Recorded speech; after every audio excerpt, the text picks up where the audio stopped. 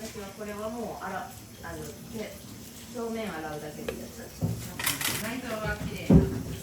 今度これ口からと目からご飯が出るくらい、ここから。だから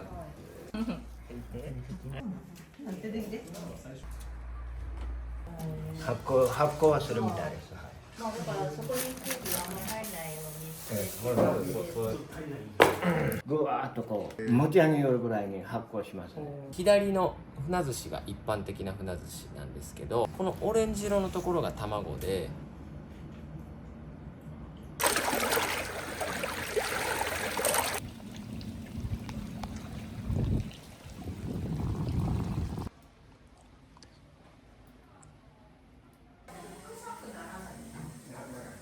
まずあそこにあった塩まみれのやつが、塩切りっていうのが終わった状態の船、あと目玉も取って、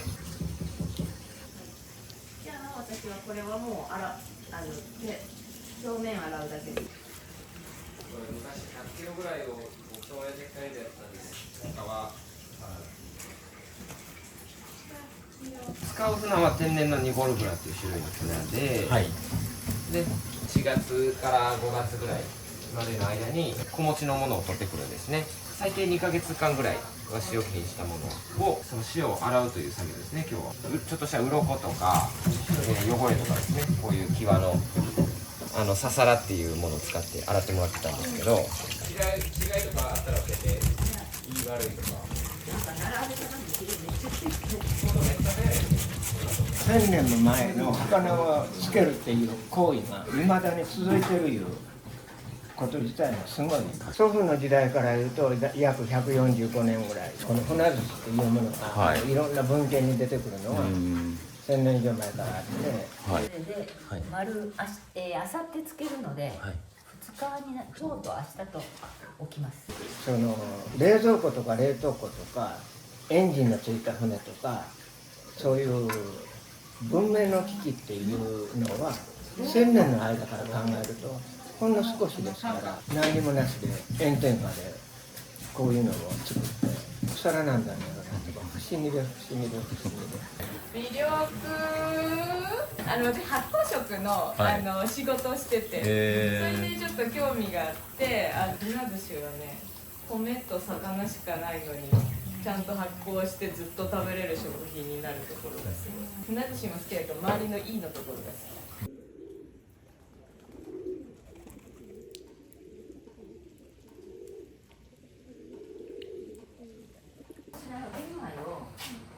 全部こっちだからね。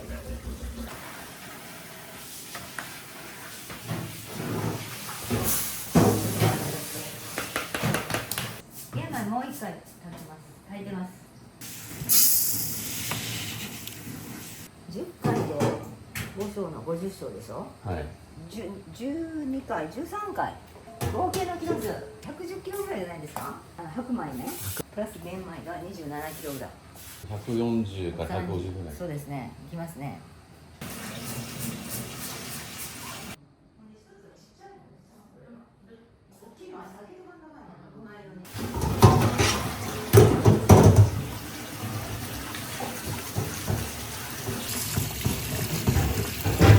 白米と玄米両方炊くのは何か意味があるんですか？玄米の船寿司もつけたいからなんです。通常白米だけなんですけど、クラフト船寿司として玄米を。2回連続今滋賀県多分平均寿命全国で1位なんで、どこまで船寿司と関係あるかわかんないですけど、関係あるんじゃないかなと思って、実際に血圧下げる効果とかはもうちゃんと証明はされてて、乳酸菌発酵食品の良さとか重なって体にいいんじゃないかなと思ってるんですけどね。これで何升ですか？これ 3.5 升です。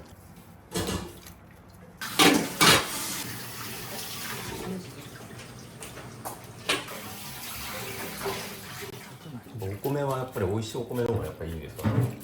駅前でしてあるところとかもあるって大将は言ってました。だけどうちは自分たちがもう本当に食べて美味しいという、そういういいお米、いつもコシヒカリの有機米でつけてます。いいよ。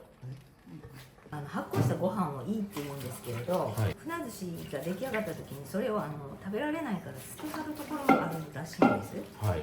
うちはそのいいを美味しく食べられるようにいつもつけてるので、そのいいを使っていろいろと、スイーツを作ったりいろいろしてるので。お腹の中に詰め込んでいきます。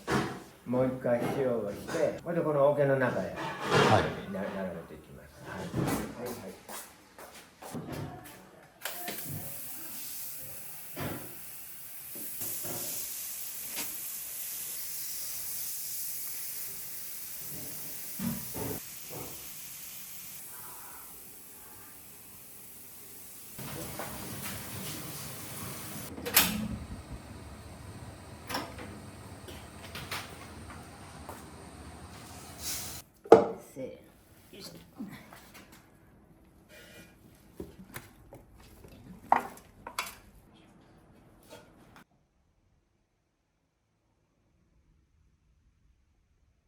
わかりました。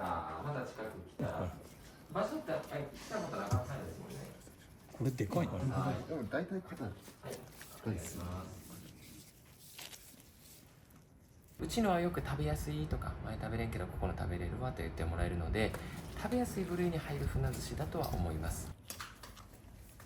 使う材料としてはご飯とお塩と船だけでして、空気中の乳酸菌が入っていってだいたい1年ぐらいかけて発酵していきます。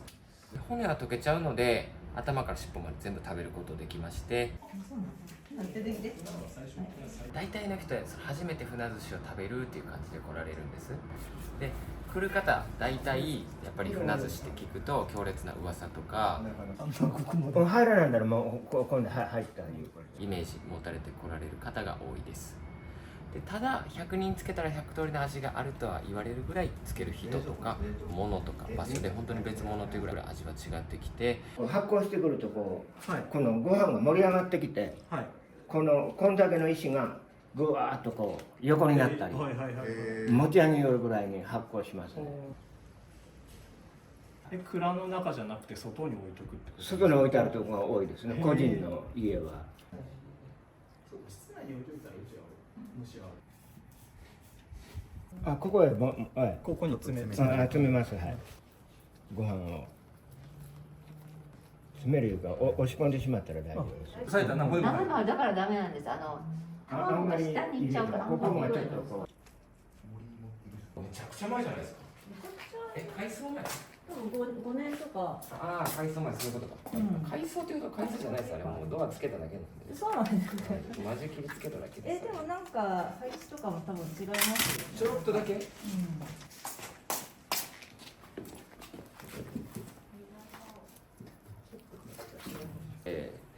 もうなんやろ、洗濯バサミで吊るしてとかっていう人もいますよ。 10時から始まってるじゃないですか。はい。何時までかかるんですか。 3時ぐらいには終われてたいですね。700ぐらい。この間4、500って言っちゃったんですけど、はい、数えたら700ぐらいいました。そう、塩漬けしてたのを一昨日洗って全部。だからここのところ口からと目から注文も忘れて目からご飯が出るくらい、はいここからこういうふうに詰めてください、口に。親指でも方がやりやすいかな、グッと。飲み込まれてたりとか、あとは普通に前田さんとこ泊まった人のお客さんが朝食とかが産卵期なのかな。だから多分次行こうか。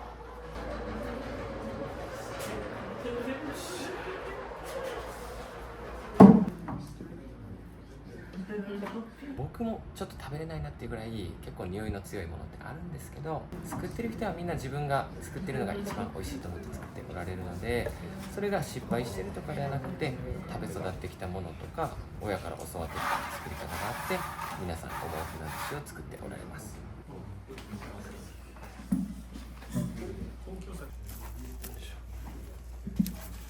僕が作ったその船寿司食べられるかの相性診断みたいなのがあって、はいまず日本酒が好きかどうか、ちょっと癖がある系のチーズが食べれるか、カマンベールチーズぐらいが食べれるかどうか、あとまあヨーグルトとかですね。保存食なんで味めっちゃ濃いんですよ。あと乳酸菌が主発酵なんで甘みはなくて塩分と酸味が強いっていうような味なんです、はい。だから梅干しとかお漬物が食べれるかどうか、納豆とか塩辛程度の、まあ、レバーとかそういうちょっと癖があるものが食べれるかどうか、サバとかアジとかの青魚とか、あとアンチョビが食べれるかどうか。でもやっぱ子供が好きな味ではないので、僕はちっちゃい頃だと全然食べれなかったです。そうなんですね。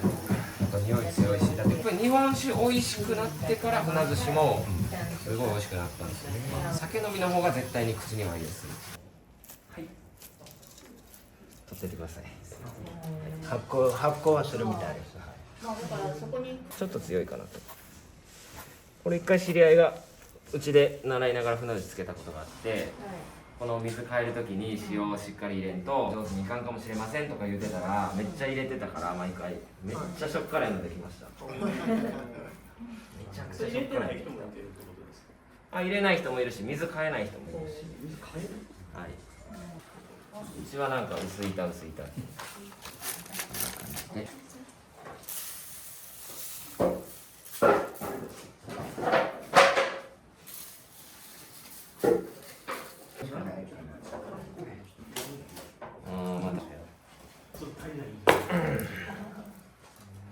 また20日ぐらいしてから次水を張る工程に入ります。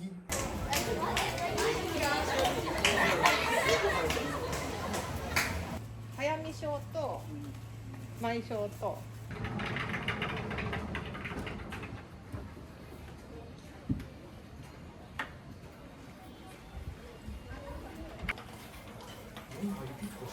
これを一口で食べようと思ったらでかいんですよ。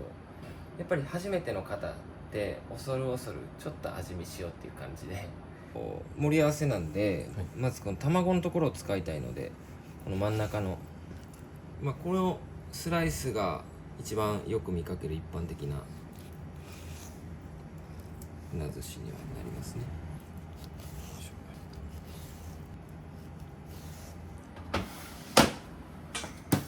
同じ船寿司をこれ炙るバージョンっていうのもしてるんですね。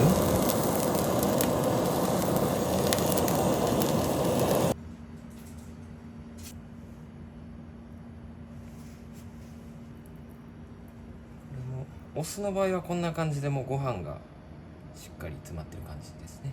玄米で仕込んだやつとかも基本的に嘘にはないです。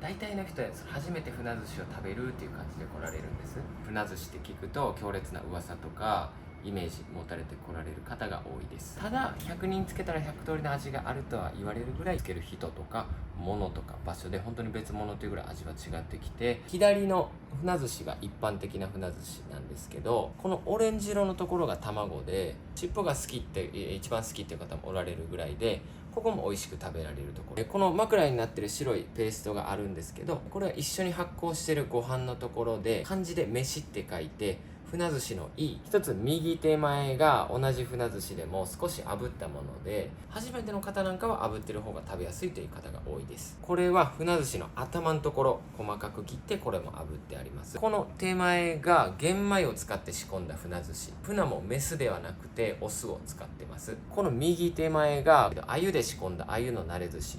一切れずつ比べてもらったりとか、この船寿司はこのお酒と合うねとかっていうのを楽しんでもらうというような一皿になってます。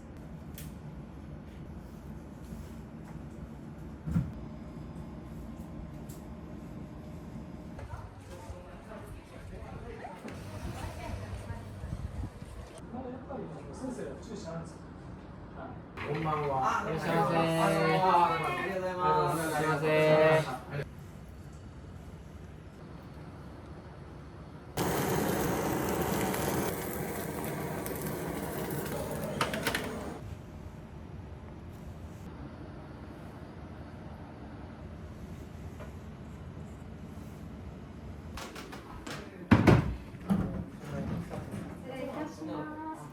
どうもお疲れ様でした。ありがとうございます。月中さんですね。もう本当に一貫性はあんまないですよ。まず最初コースの、お料理お作りからなんですけど、お魚は3種類どれも琵琶湖のお魚でして、白のお魚なんですけど、これは天然のビワマスという琵琶湖の固有種のマス。一つ右後ろ、皮がついているお魚ですが、これはニゴイとかこの辺ではマジカとも知ってる人に出すと、ニゴイなんか食べれるんかって言われてしまうような、普段はとても雑魚として扱われているお魚です。最後、大葉の上のお魚が琵琶湖のフナでして、フナが長浜では一番定番のお作りとして昔から食べられてきたお魚。これ何や言うてたこれうまいなこれ。ニゴイマジかうまいっすよね。ほんまかこれ。全部臭みないですね何にも。ほんまかこれ。船も苦いもマジで美味しいです。ですけど、琵琶湖の鮎は一年中小さい鮎って書いて小鮎と呼ばれるんです。だからこのサイズ、琵琶湖の鮎の中ではもう特大に近いサイズかな。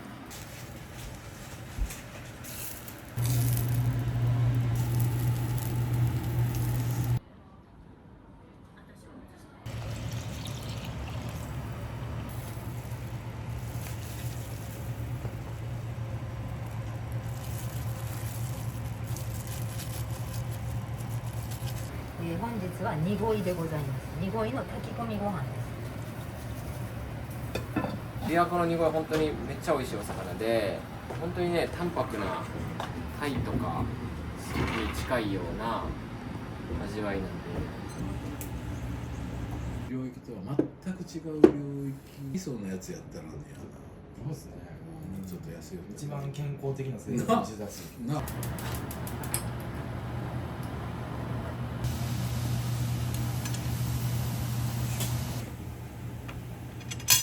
りがとうございます。深さと切られがいがないやんけ。お前一生懸命1週間も2週間もお前悩んで考えてやで。来てるからやろな。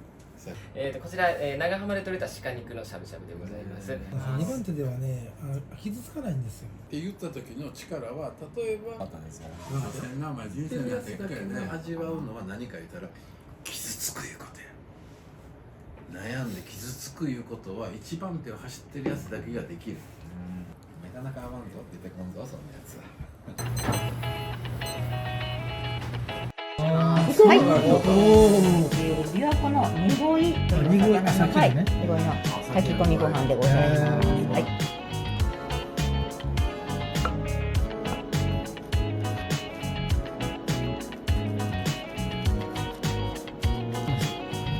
めっちゃええ声してる。